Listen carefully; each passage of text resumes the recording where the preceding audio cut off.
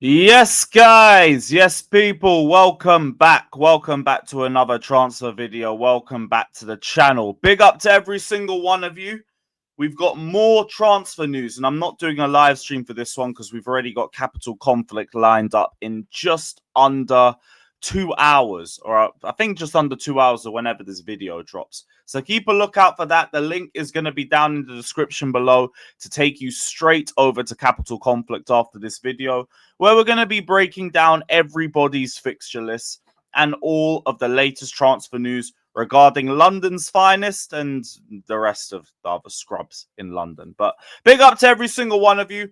Hit the like button, subscribe. Let us know all your thoughts down in the comment section below. Our first topic for today, once I get rid of the barcode. Also, if you do want to buy me a coffee, just over there.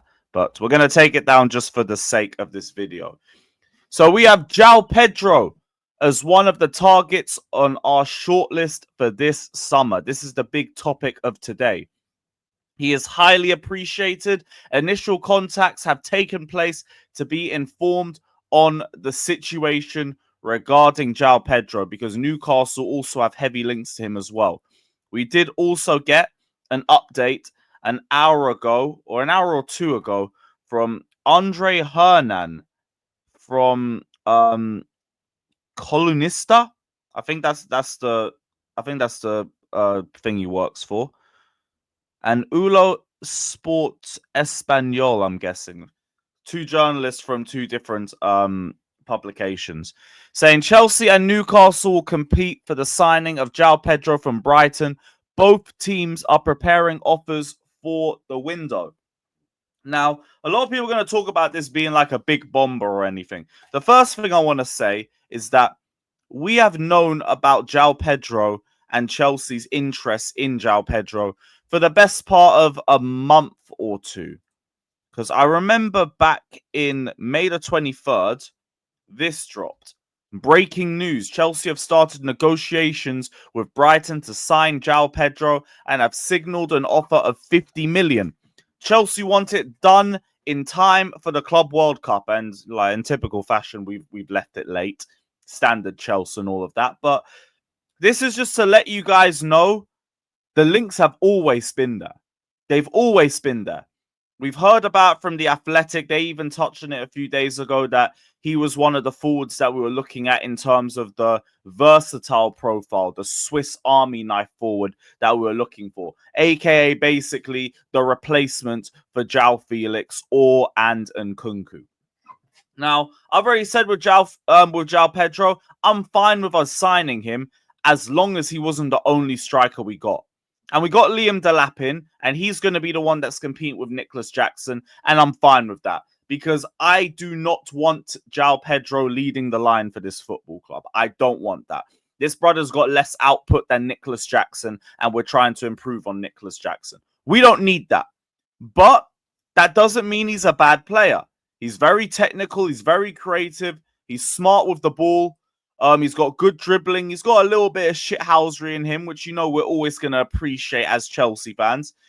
He could drop deep to link up. He's very positionally flexible in terms of the left and the 10 position, or just the space behind the striker. That's usually where he operates and he plays his best football.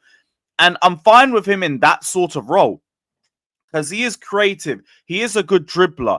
He is unselfish in possession, and he can get the best out of players around him. He's that sort of player, and that's fine.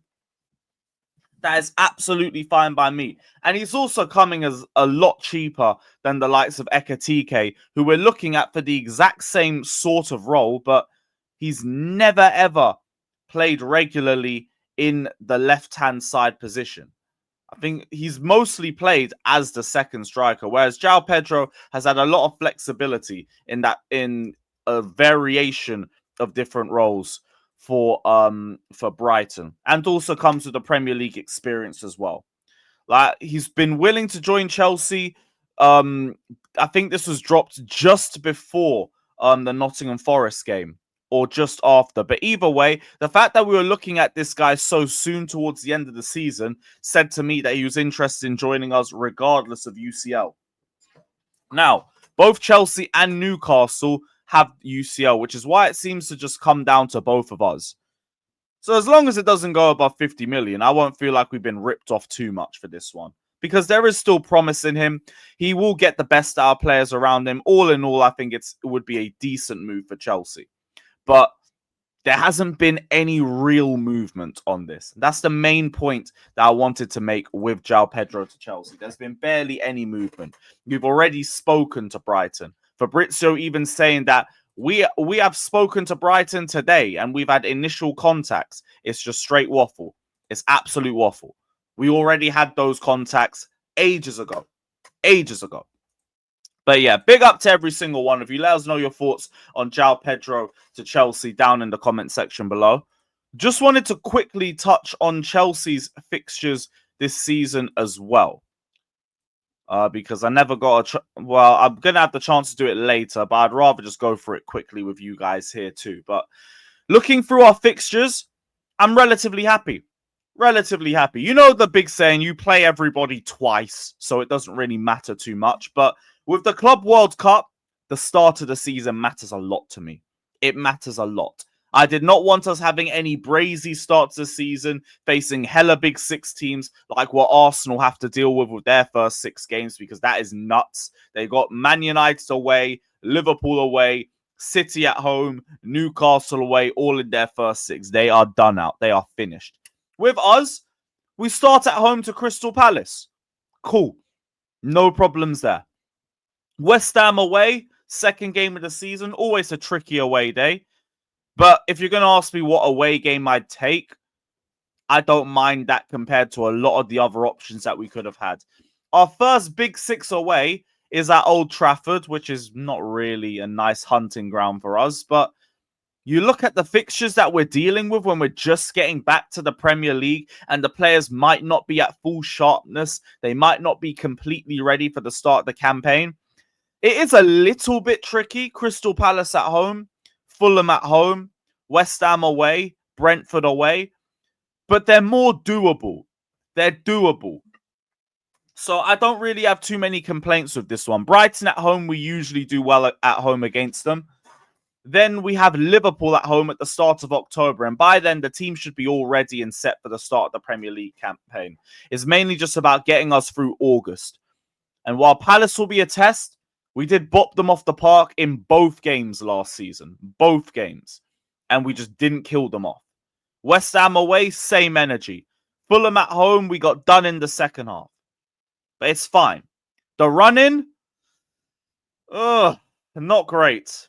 Not great, but I mean, last season's was horrible and we still managed to find our way through it. So I'm not even that annoyed. We might be winning the league at Anfield. Or we might be handing Liverpool the league at Anfield. It could be one way, it could be the other way. We'll figure it out. But it's not at the bridge, so like we don't have to worry about that being a potential scenario. Ending the season at Sunderland, I like. Hopefully they're already relegated by then. And also, our last home game of the season being Tottenham. That couldn't be better. This run-in actually isn't that bad. It's not even that bad. Like, end of February to April's a little bit sticky. Yeah, who am I kidding? March to April is a bit peak. That might be our toughest run. That might be our toughest run. November and December's a little bit tricky as well, especially when you throw UCL fixtures into there. And January with all of the cup games. But the start of the season's good. And that's all I really care about. That's all I really care about. Last bit of news, just before we wrap up for today.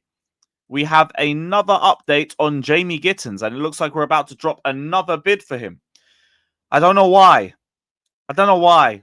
And I'm not saying this because I don't like the player. I just mean we have so much leverage in this situation. There is no reason at all for us to even, like, drop another bid. We're not even going to be able to use him until early August. I don't see the point. The only point you get out of bringing in Gittens so soon is just integrating him into the team and having him working with Maresca and the rest of the Chelsea players. But he's not going to have a game for another month or two if it gets done in the next few days. Because he leaves Dortmund, he's cup-tied. I wouldn't drop another bid. I wouldn't give him another penny.